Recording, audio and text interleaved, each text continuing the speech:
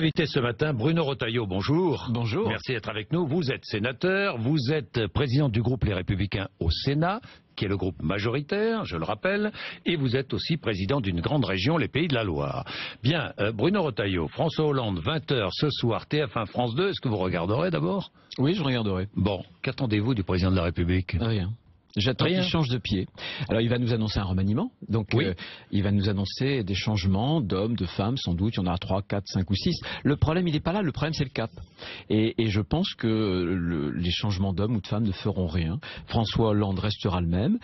Un chef d'État qui est terriblement habile, qui est souvent dans l'habileté, mais moi j'aurais préféré que son talent d'habileté, de manœuvre, il le mette plutôt, vous voyez, dans les réformes dont le pays a besoin. Qu'est-ce que... Bon, les réformes, c'est la politique économique. Hein, c'est essentiellement la politique économique. Bon, je vais y revenir, hein, je vais revenir sur ces réformes, mais quoi? Est-ce que vous attendez aussi qu'il retire son texte sur la réforme constitutionnelle, qu'il change de Premier ministre, qu'il accepte de participer à des primaires à gauche? Tout ça, c'est très politique, mais... Non, mais il n'a pas le plus mauvais Premier ministre, d'ailleurs, c'est pas cette question-là. Vous ne demandez pas un changement de Premier ministre. Non, je vais vous dire, moi j'ai une règle. Je n'ai jamais demandé la démission d'un ministre. Tout simplement parce que, avec Mme Toubira, je n'avais pas la même vision d'un certain nombre de choses. Jamais je venais demander sa démission. Je considère, d'abord, je respecte les hommes et les femmes. Et deuxième chose, je considère qu'au-dessus du ministre, il y a un Premier ministre, mais surtout, il y a le Président de la République. Donc, on ne s'attaque pas à un ministre, on demande au Président de la République de changer sa politique. C'est ce que je lui demande. Et je ne lui demande pas d'ailleurs de retirer la révision constitutionnelle. Je lui demande d'ailleurs d'être fidèle aux engagements qu'il a pris devant nous tous. C'était le 16 novembre, on était tous à Versailles, près de 1000 parlementaires, sénateurs, députés. En train de l'applaudir. On l'applaudissait pas particulièrement. Tous. On l'applaudissait pas tous, mais on était debout. Debout. Par respect, parce que la France, notre pays, la patrie... Par respect pour la France et la République. Exactement. Exactement. Pour moi, ça me parle. Ça touche mon cœur, ça, vous voyez. Oui. Alors, je vais revenir sur la réforme constitutionnelle, mais encore un fait politique. Jean-Luc Mélenchon qui annonce sa candidature à la présidentielle. Ça commence, c'est parti. Cette présidentielle, elle est déjà partie depuis un moment. Beaucoup parlent de renouvellement. Les Français veulent du renouvellement. Comment renouveler la classe politique, Bruno Retailleau? C'est la première fois que vous venez ici. J'essaie de renouveler mes invités. Comment la renouveler, cette Comment la renouveler? Je pense que ce qui est important, c'est pas tellement le renouvellement des visages, c'est le renouvellement des idées. Renan, qui était un philosophe, etc., disait ce sont les idées qui mènent le monde. Et je crois qu'on a perdu ce sens des idées, ce goût pour les idées. D'ailleurs, Mélenchon, c'est pas du tout mon truc, hein, mais au moins il a des idées fortes. Il n'a pas des idées molles. Il a des convictions. C'est pas du tout les miennes. C'est pas du tout les miennes.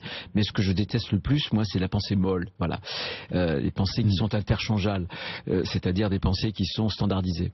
Moi, je pense que, sans doute, il faut changer les hommes ou les femmes parfois. Il faut surtout adapter nos idées nouvelles à un monde qui est nouveau. On a changé de monde. Vous savez, la crise, moi, je suis né pratiquement, et depuis que je suis rentré au collège, j'entends parler de la crise. Depuis tout le temps, j'entends parler de la crise. Mais aujourd'hui, de quoi s'agit-il? D'une transformation radicale du monde. On sort d'un monde où l'Occident avait les manettes de l'histoire, où on contrôlait tout, où c'est nous qui donnions le là au monde entier. C'est terminé maintenant. Les grandes usines, c'est la Chine. 80% des réserves de change, c'est l'Asie. Les chercheurs, de plus en plus, l'Inde, la Chine. Et nous, on est à la bascule et on est à la remorque. Des pays comme l'Allemagne, comme l'Angleterre, comme d'autres, des pays d'Europe du Nord se sont adaptés. Des pays comme l'Espagne font énormément d'efforts. Mais nous, on est là, immobiles. L'Italie qui bouge beaucoup. L'Italie, je considère que Renzi a fait une réforme du travail, par exemple, avec un contrat unique, vous savez, où les droits se durcissent au fil du temps. Je pense qu'il a fait des choses. Et nous, on fait rien. C'est même pas un problème de droite et de gauche. Il y a des pays, d'ailleurs, Renzi est plutôt à gauche, d'ailleurs centre-gauche, d'autres qui sont plutôt à droite. Donc, c'est la volonté, c'est le courage. Mais est-ce que ça ne passe pas aussi par une réforme des institutions? Vous cumulez. Vous cumulez. Vous êtes ce qu'on appelle un cumulard. Exactement. Mais les Français n'en veulent plus. Si. Ah bon, vous croyez? Oui. Interrogez les Français. Vous croyez? Alors, vous êtes sénateur, vous êtes président du groupe Les Républicains au Sénat, vous êtes président d'une grande région. Oui, mais attendez, moi je finis. Votre CV. Et je commence. Qu'est-ce que vous présidez encore? C'est tout, c'est déjà pas mal. Oui, c'est beaucoup. Oui. J'ai été, très modestement, le président du conseil régional à droite, le mieux élu. Pendant toute ma campagne, mes adversaires m'ont fait ce reproche, le vilain cumulard. Quand les Français, vous les interrogez, c'est vrai, ils sont contre le cumul. Je vais m'expliquer très concrètement. Mais quand ils ont à voter pour quelqu'un, ils votent pour l'efficacité. Or, la France, malheureusement, c'est beaucoup de jacobinisme parisien. Et on sait que beaucoup des clés du développement local se trouvent à Paris. Le cumul, moi je suis pour le cumul, mais strict. Un mandat local, un mandat nationale pour qu'on puisse avoir des élus qui ne soient pas des élus 100% politiciens, apparatchiks, et qui soient dans les mains des partis politiques. Je vais vous donner 2 exemples. Moi, demain, quand le texte sur l'apprentissage va venir au Sénat, je saurai de quoi je parle. Je saurai parce que je suis en train de préparer un grand plan de relance pour l'apprentissage. Si vous êtes député ou sénateur, vous bossez, donc vous savez de quoi vous parlez. Non, c'est pas la même chose. Parce ah que bon, d'accord. Bon. Parce que quand vous portez ultimement... Oui. C'est comme un chef d'entreprise, oui. Il a des collaborateurs qui travaillent aussi, mais porter ultimement au bout du bout, parce que vous êtes responsable, le premier responsable, un dossier, eh bien, vous le portez et vous le vivez. Un autre sujet, il y a un peu plus de 15 ans, je crois, voilà, la Vendée a été frappée par une terrible marée noire, l'Erika. Oui. J'ai suivi ce procès de A à Z et j'ai fait voter au Sénat, à l'unanimité, un texte sur une loi sur le préjudice écologique. Je pense que si je n'avais pas été confronté charnellement, physiquement, concrètement, j'aurais pas eu sans doute la même disposition d'esprit. Donc je pense que le cumul, c'est pas le cumul des indemnités.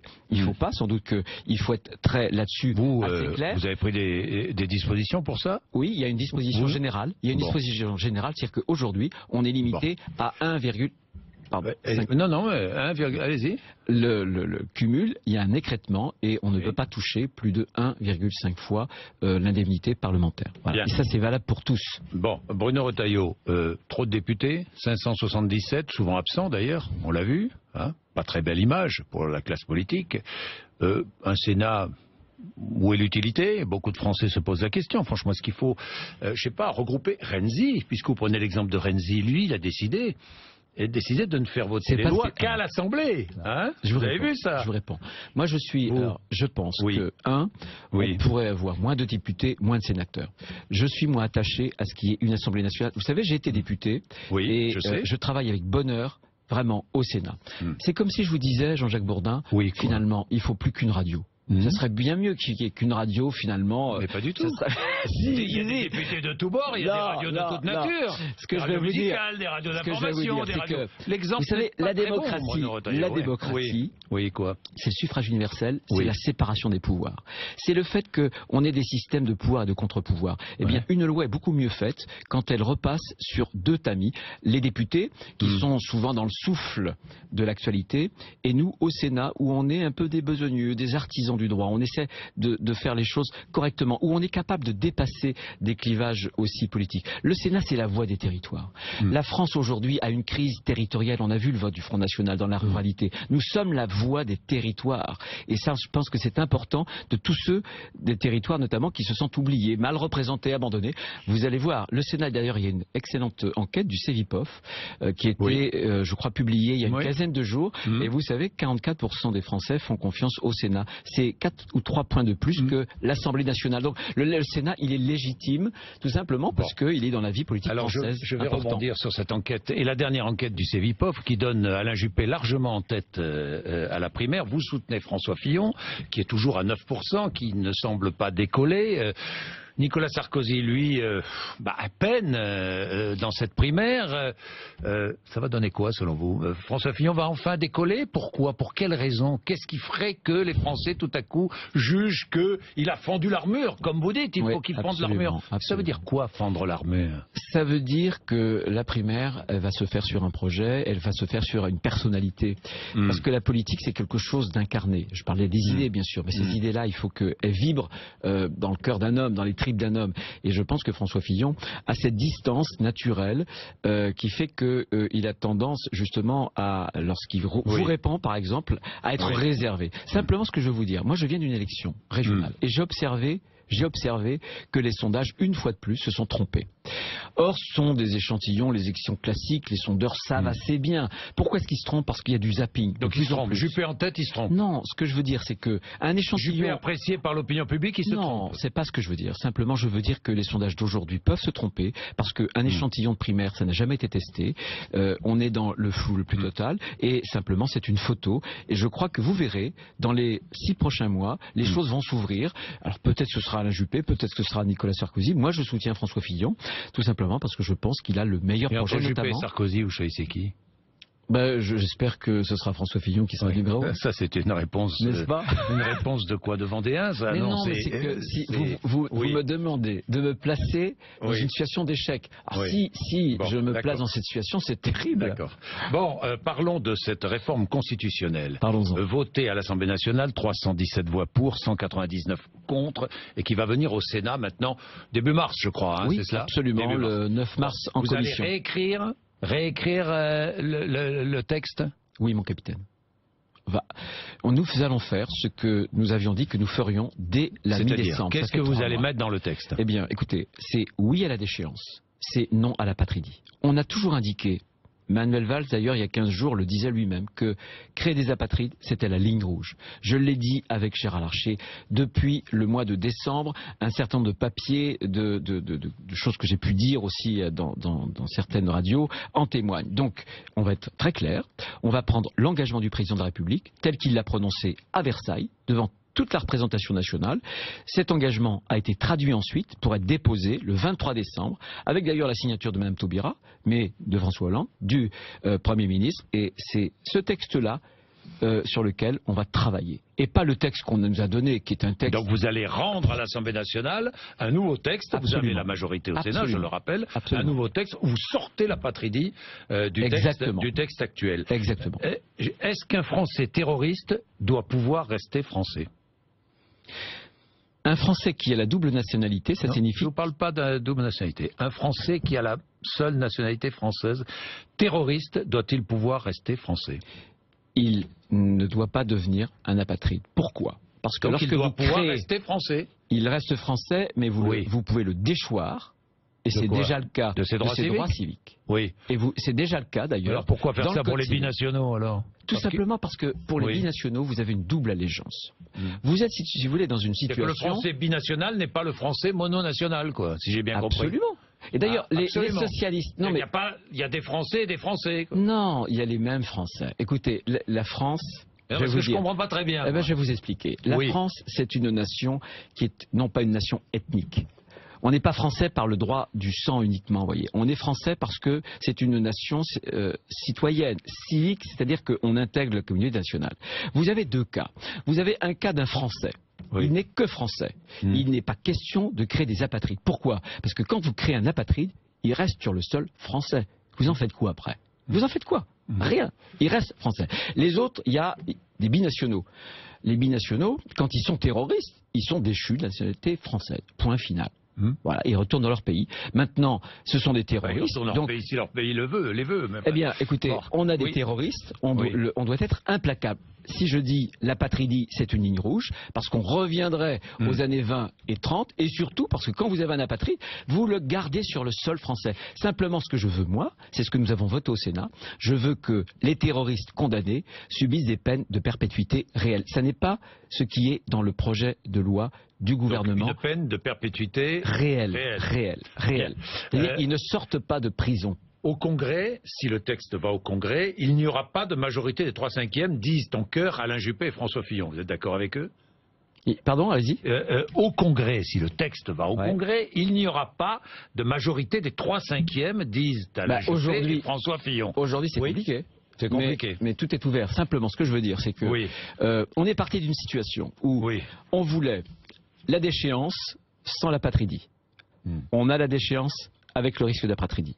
Et on est parti d'une situation où François Hollande se posait en père la nation. Il voulait la concorde nationale et aujourd'hui, on a la discorde nationale, aussi bien d'abord à gauche, un peu moins à droite, mais aussi... Oui, mais vous savez ce que vous rappelle aussi votre président, le président de votre parti, qui vous dit après les 130 morts, nous avons tous pris l'engagement de mettre la sécurité au-dessus des enjeux politiques. Bien sûr, mais vous savez parfaitement que cette réforme constitutionnelle... Il est favorable au vote je suis favorable, je vous redis que je suis favorable à la déchéance. Simplement, je n'ai jamais dit que c'était cette réforme constitutionnelle qui allait protéger les Français. Les Français, on les protège d'une autre façon. Nous avons voté un texte au Sénat qui donne des outils à l'État au-delà de l'état d'urgence. Parce que l'état d'urgence, on vient de le prolonger d'ailleurs, et on s'est associé au vote des collègues de gauche sans aucun problème pour protéger les Français. Simplement, il va falloir en sortir. Pour en sortir, il faut des mesures qui soient des vraies mesures. Donc c'est pas en modifiant la Constitution qu'on va protéger les Français. C'est une affaire de symboles.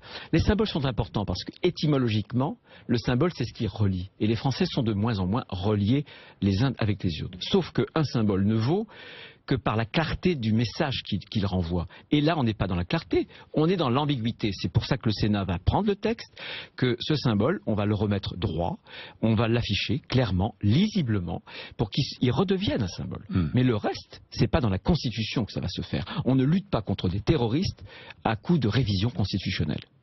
Est-ce que vous demandez l'expulsion immédiate des familles et des paysans qui sont toujours installés sur les terres où l'on doit construire l'aéroport de Notre-Dame-des-Landes? Il y a deux choses. Je demande que les décisions de justice soient appliquées. Donc l'expulsion. Vous demandez l'expulsion. Donc je demande. Mais vous avez dit expulsion immédiate. Il y a des décisions de la justice en droit qui donnent du temps jusqu'au 25 mars ou 26 mars. Oui. Eh bien, le droit doit être respecté. Donc, et on doit accompagner les uns et les autres. Je voudrais vous rappeler que là-dedans, vous avez plus de 240 personnes qui ont négocié à l'amiable leur déménagement. Ça ne concerne que quelques cas.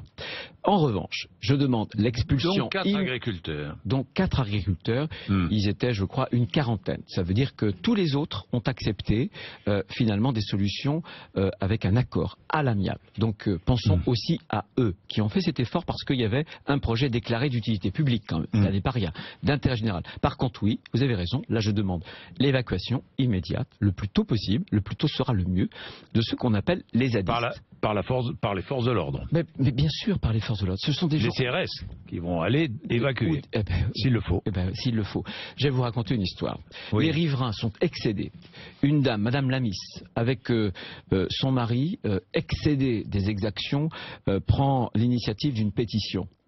Le week-end, sa maison est saccagée. Je veux essayer de leur témoigner, d'aller chez eux. Et à la préfecture, on me dit, surtout pas, n'y allez pas, on n'est pas capable d'assurer votre sécurité.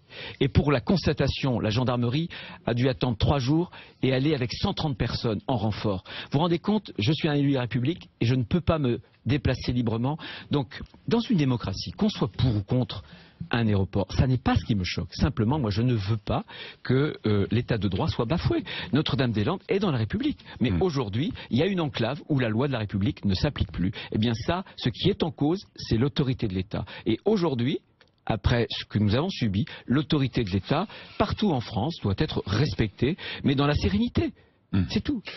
J'ai une dernière question qui vient, vous savez, on a une habitude ici, c'était un dernier tweet, c'est une question d'auditeur ou d'auditrice. Ce matin, c'est Goël de Nantes qui vous parle du Hellfest. Oui. Alors, qu'est-ce que le Hellfest, d'ailleurs? C'est un festival métallo, de musique voilà, très populaire, d'ailleurs. Métallo, mais oui, c'est quoi la musique? Rock. Vous êtes allé déjà assister? Non. Jamais? Non, jamais. Dommage. Jamais. Oui, peut-être, mais c'est pas le genre de musique qui me touche. Il y a d'autres musiques qui me touchent. Alors, parce qu'on vous reproche de parler de ce que vous ne connaissez pas. Non. Alors, pourquoi? Alors, je sais bien que c'est 20 000 € de subventions que vous supprimez sur 16 millions de budget. Oui, c'est même pas ça. J'allais le dire, oui. Alors, de quoi s'agit-il? J'apprends que un groupe dont un chanteur était programmé cet été et il a fait un salut nazi avec le White Power et il avait dans un autre concert agressé, je crois, une jeune femme noire.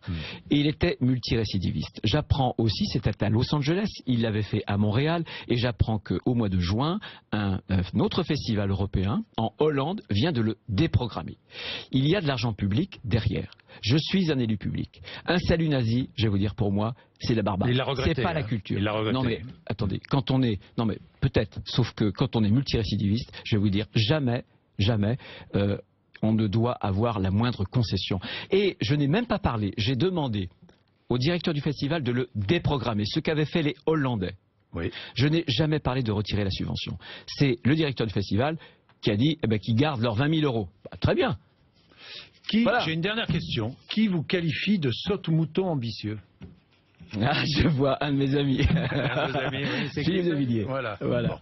Bon, enfin, vos amis, vos ex-amis. Oui, c'est vrai. Vous vous détestez maintenant. Non, non, moi j'ai pourtant j'ai des souvenirs fabuleux avec Philippe de Villiers. Et puis, bah voilà, la vie nous a écartés. Il y a un certain nombre de choses que j'ai compris aussi. Mais peu importe. Je voudrais qu'il sorte de l'amertume parce que il a des qualités. Il a fait de très très belles choses. Et je préfère me souvenir de ces choses-là que de ces petites phrases. Voilà. La vie, c'est autre chose pour moi. Il faut essayer de positiver parce que quand on entretient une haine, elle finit par vous dévorer. 8h56. Merci.